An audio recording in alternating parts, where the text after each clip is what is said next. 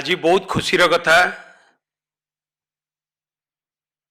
कि आज cabinet meeting रे आमर प्रिय नेता माननीय मुख्यमंत्री गोटे गुरुत्वपूर्ण निष्पत्ति नहीं।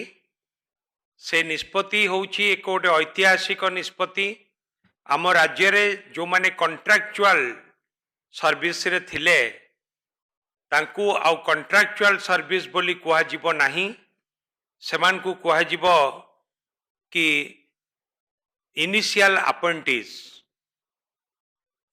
अपॉइंटीज एवं सेमाने जेतिकी टंका दरमा आकार रे पाउथिले रेमुनेरेशन पाउथिले वर्तमान 6 वर्ष परे सेमानकर रेगुलाराइज होउतिला।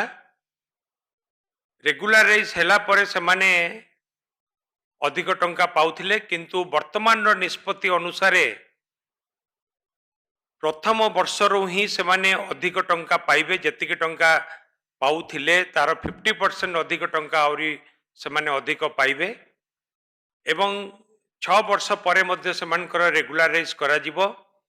सेमान को वर्तमान आउ कॉन्ट्रैक्चुअल चाकरी या बोली कुहा जिवो नाही, सेमान को वर्तमान कुहा जिवो कि इनिशियल अपॉइंटीज इनकममेंट। तेणु करी ये गोटे बहुत बड़ निष्पत्ति आज कैबिनेट रे ग्रहण करा जायछि। ये गोटे ऐतिहासिक निष्पत्ति जो माने कॉन्ट्रैक्चुअल चाकरी करुथिले सेमानक पई एवं एई निष्पत्ति फल रे राज्य सरकार को जो अधिक टंका प्रथम वर्षरू ही एमाने पाइबे, सेथि पई प्राय प्रत्येक वर्ष राज्य सरकार 250 कोटी टंका अधिक अर्थ व्यय करिवे, जोथि पई कि सेमाने अधिक रेमुनेरेशन आकार रे बा दरमा आकार रे सेमाने अधिक अर्थ पाइबे। ये होची गोटे बहुत बड़ ऐतिहासिक गुरुत्वपूर्ण निष्पत्ति जहाँकि माननीय मुख्यमंत्री आज ग्रहण करचंती। माननीय मुख्यमंत्री निर्देश क्रमे कैबिनेट रे आज जो अप्रूवल होईची ता फल रे कि ओडिसा रो सरकारी स्तर रे चाकरी करथिबा समस्त कॉन्ट्रैक्चुअल सर्विस होल्डर माने आज यह द्वारा उपकृत हेबे एवं यह सहित मध्य आउरी गोटे गुरुत्वपूर्ण निष्पत्ति ता सहित जोड़ी होइकी रहिछि। सेमान को भविष्य रे इनिशियल अपॉइंटीज कुआ जिबा सहित सेमाने कोनोसी प्रकार अन्यान्य बेनिफिट पाउ नथिले।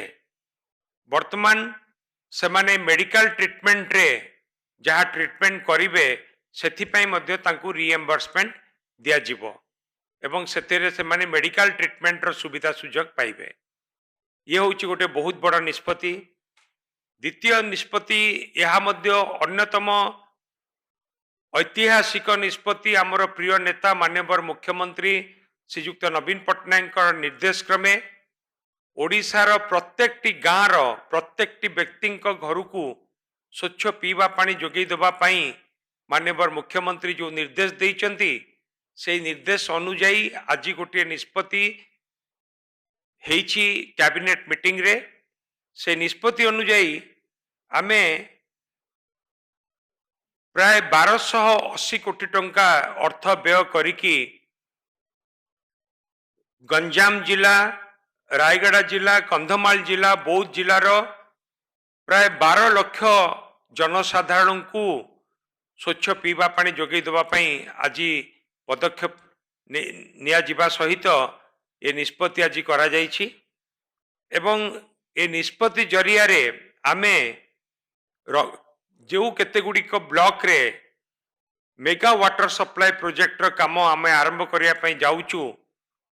से ब्लॉक गुड़िक ना होउची रंगेईलुंड गंजाम जिलार Rangeilunda block, Ganjam block, Chhatrapur block, Khallikot block एवं रायगड़ा जिलार काशीपुर ब्लॉक, रायगड़ा ब्लॉक एवं बौद्ध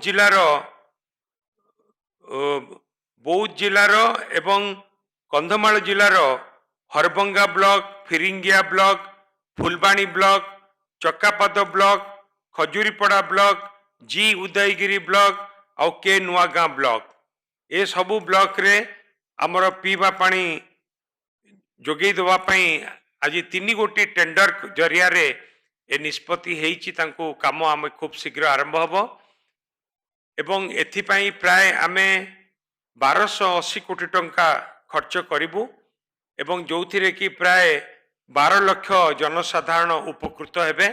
ये मध्य गोटे मान्यवर मुख्यमंत्री निर्देश क्रमे गोटे बहुत बड़ निष्पत्ति समस्त को घरे घरे पीवा पानी जोगई देवा पई से निष्पत्ति मध्य आज कैबिनेट मीटिंग रे करा जायछि एवं अन्य जो केते गुड़िक निष्पत्ति हेइछि से संपर्क रे हमर श्रीयुक्त सुरेश महापात्र चीफ सेक्रेटरी से आपण मान को कहबे।